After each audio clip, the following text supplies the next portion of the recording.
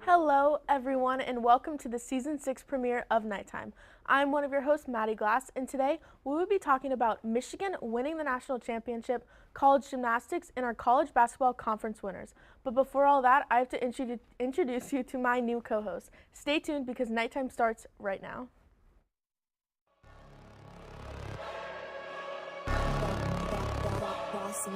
Things gon' change when I really hit the field.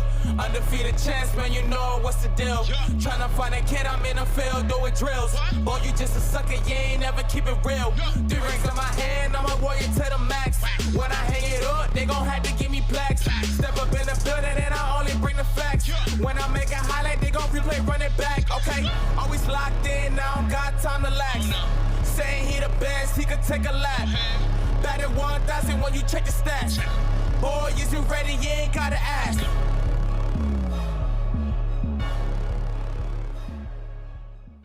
As I said, we have a brand new co-host with me this semester, and it is Patrick Previty. You all know him. Patrick, how does it feel to be the new co-host of Nighttime? It feels great. I was on for just about every episode last season, and when I heard that Tyler Brownrigg was hitting the transfer portal, I thought that there was no better opportunity than this show. So I'm happy to be here, and I'm happy to have such a great co-host and Maddie Glass to help me along the way. And that's probably enough about me. There's been so much news that's been going on lately, especially in college football. We just had the national championship where Michigan won over Washington 34-13. And we have two great guests, first time on-air appearance. Andrew Gregg is joining us, and Nick Cohen, nighttime regular. Guys, welcome to the program, and initial thoughts on the game. I thought that Blake Corum kind of took over in that game. He had 134 rushing yards and 2 touchdowns. Those 2 touchdowns got him the Michigan school record for touchdowns in a career. And earlier in the season, he earned the most touchdowns in a season by a Michigan player. So he took over. And then his backup, not really a backup because they're kind of a 1-2 punch, but Donovan Edwards, over 100 yards and another 2 touchdowns on only 6 carries. He had over 13 yards per carry. The running game was strong. J.J. McCarthy, not as great of a game, but to be fair, they are a running offense. What do you think, Andrew? So on paper, I think it looks like Michigan dominated this game. But personally, I'm a Washington apologist, and I'll stick by that. I think that Washington had played a fairly well game. And while Michigan dominated the offensive and defensive lines, I think that this game was much closer than the final score indicated. And there were 2 main turning points, and they came at the start of both of the second half quarters. The first one being the Will Johnson interception, the 3rd or 4th play of the second half, which completely flipped the momentum. Washington was driving, and they just scored before half, and Michigan was allowed to retake back possession, and all the momentum switched from Washington to Michigan, which is really unfortunate. And they were also able to score on just a 3-play drive with 12 yards. So that play flipped all the momentum. And also the even bigger turning point, in my opinion, was the start of the 4th quarter. The holding call against Washington, negating a 32-yard Romeo Dunze pass play, was really unfortunate for Washington because it felt like Washington was just getting back into the game, driving down the field, and instead they had to kick the ball back to Michigan, giving them momentum again. And on that drive, Michigan would drive down the field again and score another touchdown to put them up by 2 scores. Yeah, wait, I want to stop you right there, Andrew. I want to know just how you feel about the general reffing of this game. Do you think that this outcome would have been any different if any of the calls didn't go their way for Washington or Michigan? So I'm not going to lie to you. I think the game could have been reffed slightly better, or at least a little bit more consistently. I thought some of the calls that Washington got, holding calls, were not reciprocated on the Michigan side. There are a couple of still shots of Michigan offensive linemen holding Washington defensive linemen, but on the other side there were some Washington penalties that they didn't get away with. So especially in the national championship game, I'm of the belief that you should let some of the things go. But that's just me personally. And either way, Michigan did a great job of getting to the quarterback. It felt like every single play, Michael Penix was hurried, and that definitely put him off balance. I'm also of the belief that Michael Penix is the best on set quarterback in the NCAA, but when he has to move around and has to scramble out of the pocket, I think it gets like a little bit more iffy, especially when he's playing injured, as you could see he clearly was by the end of the game. So I was of the belief that Washington like played a very good game, but Michigan just ended up coming I out would with agree it. with Andrew. Although the final score was 34-13, and Michigan led the entire game, it definitely felt a lot closer than that. Especially, I think the score was stuck on like 20-13 for a while. And on the first drive, it looked like it was going to be a blowout. So credit to Washington for sticking close. But I just think Michigan, they beat them in the trenches. And, you know, Michael Penix Jr. wasn't at his best, but this was the toughest defense he has faced this season, no doubt. But moving on to like these teams in the future, Washington obviously had this amazing run, almost went undefeated, lost their final game in the national championship, obviously. Nick, what is up next for Washington? I think both teams need to rebuild a little bit. I know you asked me about Washington, but Michigan, Harbaugh might have coached his last game, and so they're definitely going to have to rebuild from that. But for Washington, they're losing Michael Penix. They may be losing their top 3 receivers, who are honestly all first-round talent, but they may all go to the draft. They're losing Braylon Trice on the defensive line. They're losing Troy Fautano on the offensive line. So they're losing a lot of big pieces. I know that they just recruited a 4-star quarterback, but is he going to be Michael Penix? I don't know. Hopefully, but definitely a rebuild year next year. And then, Patrick, obviously, they have the 30th ranked recruiting class, and now they're moving into the Big Ten. How do you think that's going to affect them next year? Well, I think that transition into a new conference is really tough, especially with the travel. And Nick pretty much said it just in general. You're going to hope to replace Penix, but that's a tough task, especially considering he had so much experience and was just so good for them during this entire win streak. They were on a 21-game win streak. They were a very good team. I just don't really see that transitioning into the Big Ten, especially with some of the other teams that are also going with them, including USC and Oregon. And now all eyes are on Jim Harbaugh. Long-awaited rumors of him going back to the NFL, and there are some interesting coaching openings in the NFL now. Nick and Andrew, where do you think Jim Harbaugh lands? Do you think he leaves Michigan? Do you think he's in the NFL next season? I mean, all signs have pointed to him going to the Chargers. They have an open head coach position. They're the same colors as Michigan almost. Not really. And I mean, like, they are both blue a and shade yellow, of blue and yellow.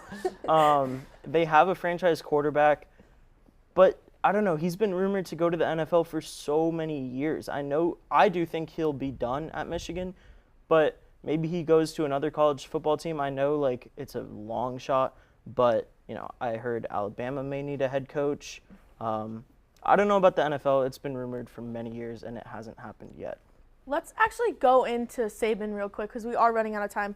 Biggest news in college, well, besides the championship, Alabama coach Nick Saban is retiring from coaching. He won 6 national titles at Alabama, 1 at LSU. Coached at Alabama for 17 seasons with a 209-29 record. Patrick, initial thoughts on Saban saying sayonara? End of an era for sure. I mean, Nick Saban has just been like implanted in me as a college football fan for however long he's been coaching. I think he's been coaching for every single year that I've watched college football since I was like a little kid, since I was like 5 years old. He's been at Bama winning titles, just been the utmost respectable coach, I would say, as far as the entire landscape of football in general goes. With his pedigree as far as back as the NFL and his father too. So he's just been a great coach for so many years, and it's definitely sad to see him go. It makes me feel kind of old. So I'm going to miss him, honestly, a little bit. And then, Andrew, do you have any thoughts on Nick Saban to wrap it up? As a Dolphins fan, I actually hate Nick Saban because of the way that he left a couple years back, so I'm not like very upset at all about him leaving college football. I understand that he's a legend and that he will be missed in the greater college football landscape because of how he left the Dolphins like all those years back. I'm actually happy that he's retiring and like setting off into the sunset. I do have one last stat. Every player who signed with the Tide and played 4 years under Saban won a national championship. Just shows the longevity, shows the dominance. But that's all the time we have for this segment of college football. Going on to my nightlight, it is a star for the UCF women's basketball team. She's in her first season at UCF after transferring from Indiana. See if you can guess when we come back. Hello, my name is Ty Patton, and I am a licensed sports therapist, and today I'm here to help 3 people cope with their misfortunate teams. Maddie, when was the last time the Bears won anything?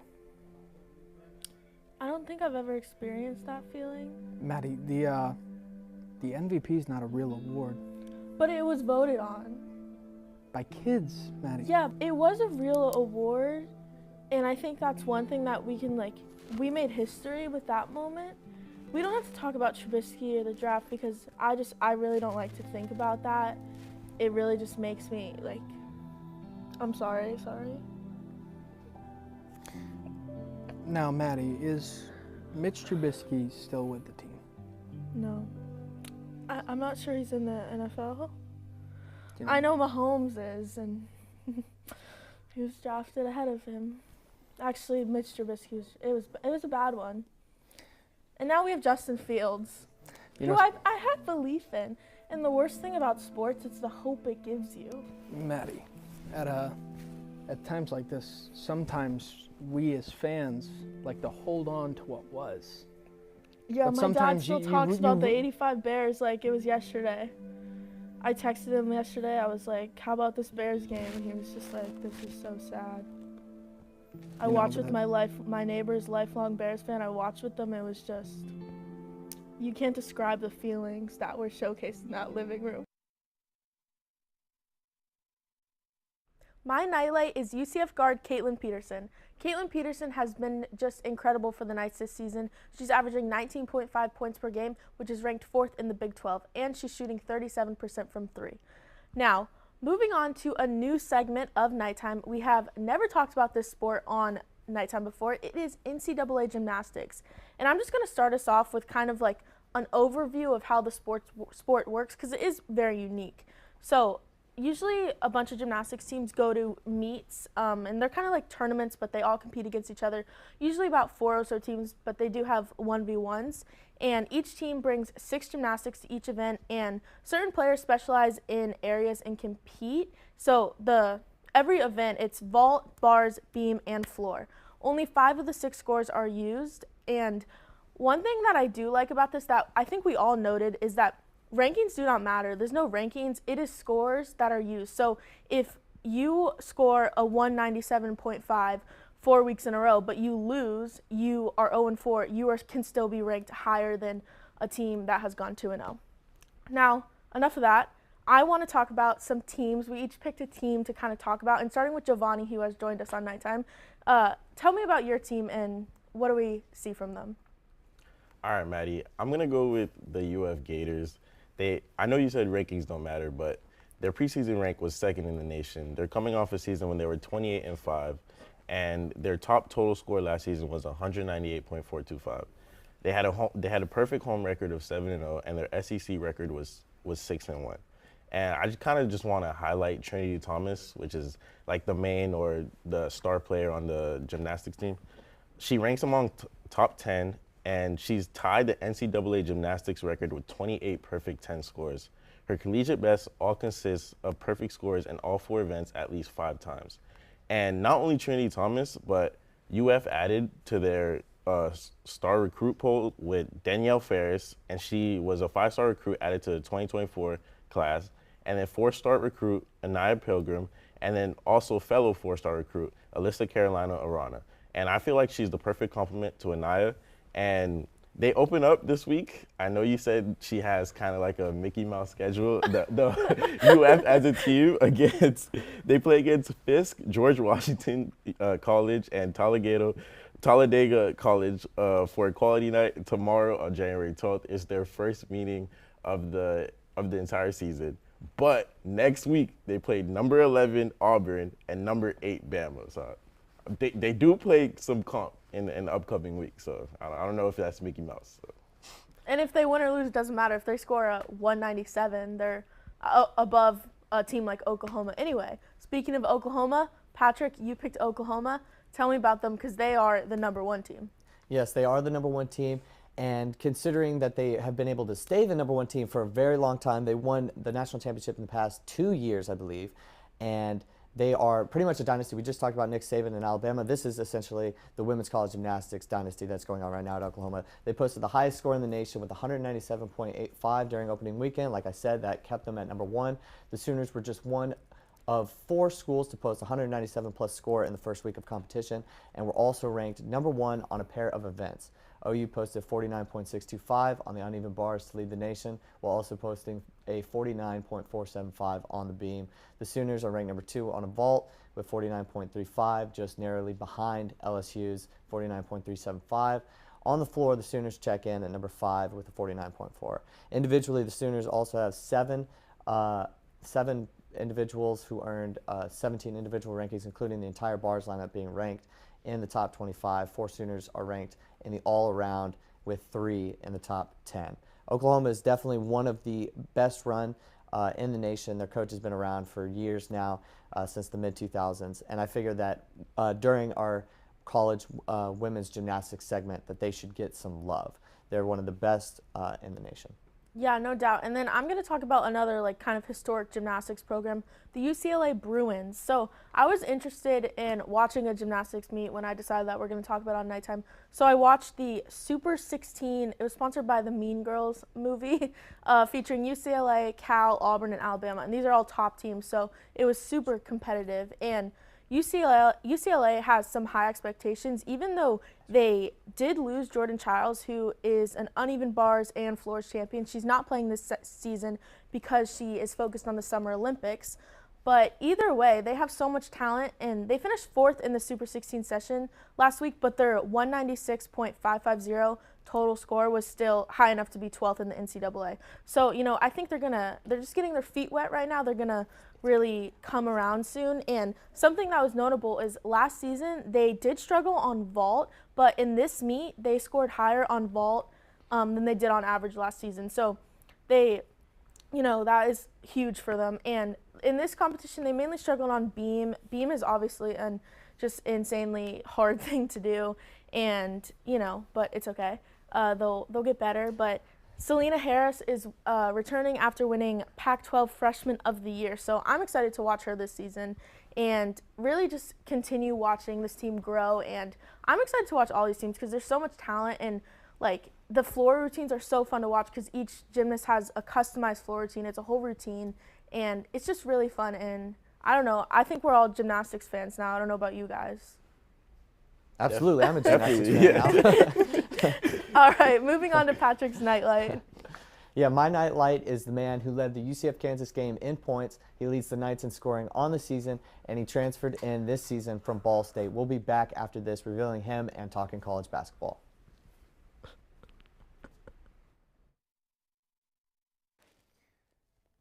Jack, buddy, why are you here? I don't really understand why I'm here. I got called a delusional fan. I just don't understand why I'm delusional if I think Kirk Cousins had the best mustache in the league. Well, Jack, buddy, I don't want to be the one to tell you this, but I don't think anybody looks cool in handlebars. But they're back, man. They're back.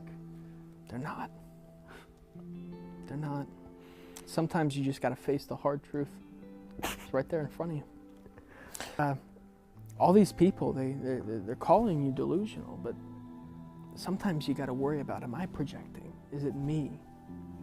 And in this Let me case, tell you something, bud. It could never be me. Anything I say is factual and truth, and that's why the Vikings are going 16-1 this year. Organization, you have to look at your roster and say, I've had Kirk O'Thuggins for 6 years. Maybe it's time to move on. There is no moving on from Kirk Thuggins and Justin Jefferson. Do you think that maybe this all started just because of a little disappointment? Nothing has started. This is how I live, and I am not delusional. I'm a prophet. Am I on? My nightlight is Jalen Sellers, who had 18 points yesterday in UCF's upset win against Kansas. Probably one of the best moments in recent UCF basketball memory, and I would say probably one of the funnest moments. I was at this game, and I stormed the court, and it was definitely one of the best moments that I've had at UCF at a sporting event. and it's been so much fun. Today, joining us to talk college basketball is Jeremy Beland. Do you have any initial thoughts on the game from yesterday? Yeah, the game yesterday, I think it was a very important win for UCF because, I mean, when you look at it, Kansas is a ranked team, UCF isn't. If you look at how we played, we absolutely shut them down on defense. They had a lot of turnovers. I think it's a really big presence for the school to show that what we could do against bigger teams. Yeah, and this was UCF's first ranked win since 2020 and their second ever win versus a top 10 team. The home court advantage is something that was just incredible for the Knights. You know, there were some Kansas fans there because, you know, they're a historic program, they show out, but the student section was on fire, and it was so much fun to watch. I watched it from home, but the defense was just dominant. Like, Hunter Dickinson, I think he only like 13 points, and Diallo was just amazing playing defense against him, and they kept Kansas out of sorts most of the night. And now, I know, Noah Kemper, you have just joined us, and you are a Kansas fan. Tell me about this win. What went wrong for Kansas? I mean, yes, I'm a Kansas fan. I think one thing that I think was a big thing for UCF was the second half adjustments. I don't think Kansas was ready for that defense that UCF just came in, forced turnover after turnover, leading to good ball movement, open looks, and I mean, at the end, it was one of the most electrifying wins for UCF I've ever seen. Even as a Kansas fan, it was storming the court and everything. It was insane. Yeah, Jeremy, do you have any more thoughts? How do you think this helps UCF going forward? Do you think this builds on their confidence, or? I definitely think it does help build on their confidence. I mean, when you're kind of like an underdog and you beat one of the higher ranked teams, you know, it feels good. You kind of get like a natural high of like wanting to keep playing more and showing what you could do. And then let's just move on right into our conference winners. Obviously, conference play has just begun, as highlighted by UCF winning their first Big 12 game. Let's start with the Big 12. I think we all had Kansas winning this. Any thoughts change after last night, or everyone's sticking with Kansas? I'm going to stick with Kansas. I think just in general, these things do happen in college basketball. It's a long season. They were on the road, and this was UCF's first ever conference Big 12 win. I believe it's the first home conference game. And just in general, these things happen. So I would still rock with Kansas to win the conference for the rest of the year. Noah and Jeremy, why is Kansas winning this conference? So I'll go. Kansas overall is actually a really good team. You know, while they did lose to us last night, when you really look at it, Kansas has a lot of big pieces. And so, like, when they keep pushing forward, like, I know they did lose one, but it's hard to win every single game. So I think that with all the pieces that they have and how they've been playing previously in the season, they still have a very good shot at winning the conference. And then Noah, how does Hunter Dickinson bring a new element to this team? Oh, I think he's revamped this team almost completely because not only do you have to watch out for him in the paint, he can also shoot it from beyond the arc, and it's honestly insane, averaging a healthy double-double throughout the season so far. And it's really, as a defense, you don't know how to prepare for him right away, so you're always adjusting throughout the entire game. And UCF was just able to catch on to it, but most teams aren't. And then, do you guys think Houston brings any competition in winning this conference? I definitely think that they have a shot, but I would still rock with Kansas. Like I said, I don't think that Houston has enough firepower on offense for them to match anything that Kansas can do. And then let's move on to the SEC, which three of us had Kentucky, and then Noah, you had Auburn. Let's start off with you. What makes you think Auburn is winning the SEC? I mean, yes, I did pick Auburn. I just think, there's such a high-powered tempo offense, ranked, I believe, 9th in assists, great points per game. They've played really well over their past couple games. I really think, this team is ready. I know they've had a few young players, but I think they're finally ready to take that next leap and win the SEC. Wait, I would like to add something about that. Okay. So, unironically, I know, when it comes to Auburn, they are a good team, but when I was doing my research, I don't think they beat a ranked team yet. And so I think that's something to add versus Kentucky, who has beat ranked teams. And I just want to say that. Okay, Jeremy, tell me why Kentucky is going to win the SEC. So I think Kentucky is going to win the SEC because if you look at their team, they have a lot of firepower. There's a lot of stars on there. They can score the ball. They play great defense. it's just something to keep an eye out for when it comes to later on in the season when we're like closing in on to see who will win the conference. Yeah, I think Kentucky just has a lot of talent. Obviously, Antonio Reeves, Rob Dillingham, and DJ Wagner too. And I think the defense has to improve a little bit, but so far this season, the guards have been cooking, and that's what's going to help you succeed in tournament play.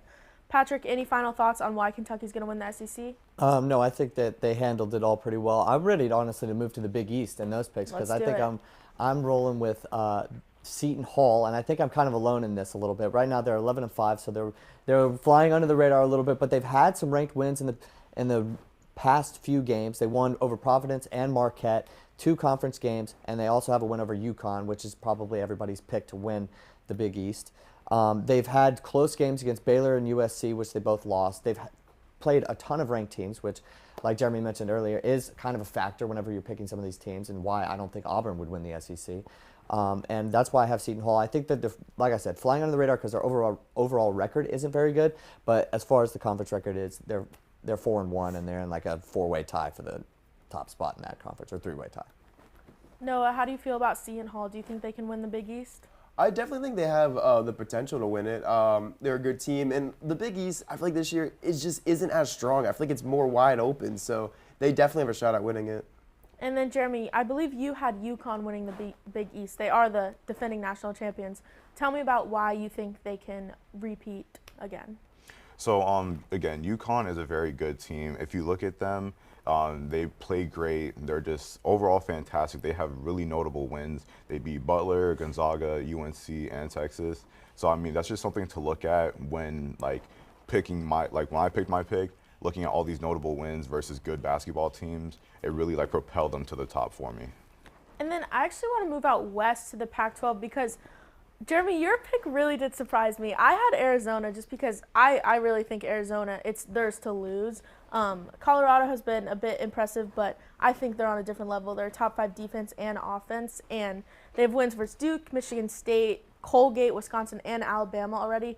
And then the shooting, they're shooting 38% from 3. I really think they're good, but you had Oregon. So tell me why you think Oregon can take the Pac-12. So actually, well, I did originally pick Oregon. After doing some further in-depth research, I do actually want to switch my pick over to Arizona. Because Arizona is a very good team, but also Oregon is not a bad team either. I think that they definitely could be towards the top in the conference towards the end of the season, but I do overall think that Arizona will end up winning. Noah, do you think Arizona is going to take the Pac-12? I absolutely think Arizona is going to take the Pac-12. And like you said, it is theirs to lose.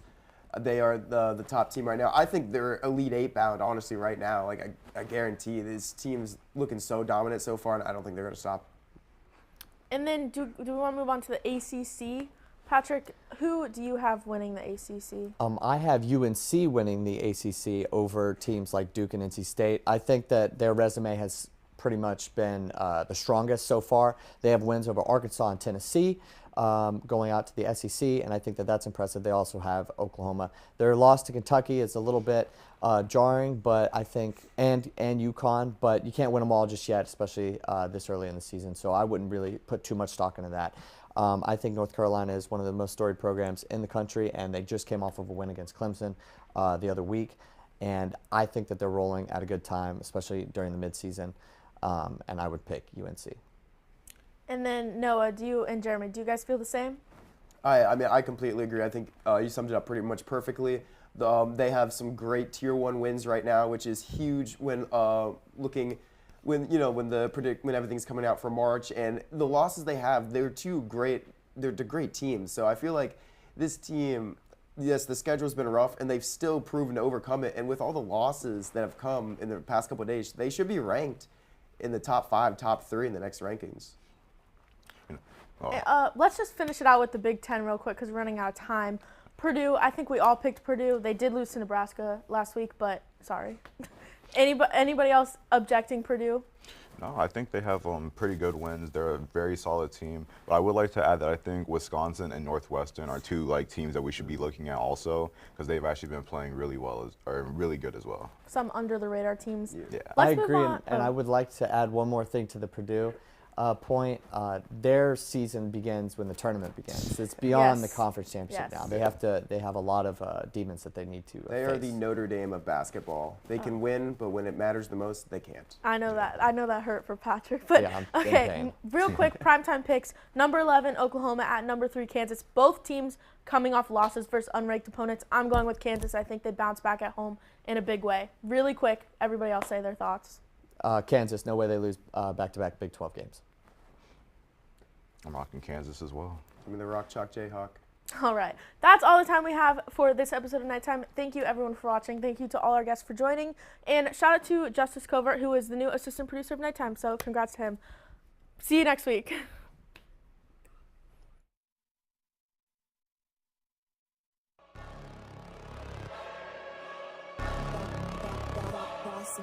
Things gon' change when I really hit the field. Undefeated champs, man, you know what's the deal. Tryna find a kid, I'm in the field doing drills. Boy, you just a sucker, you ain't never keep it real. 3 rings on my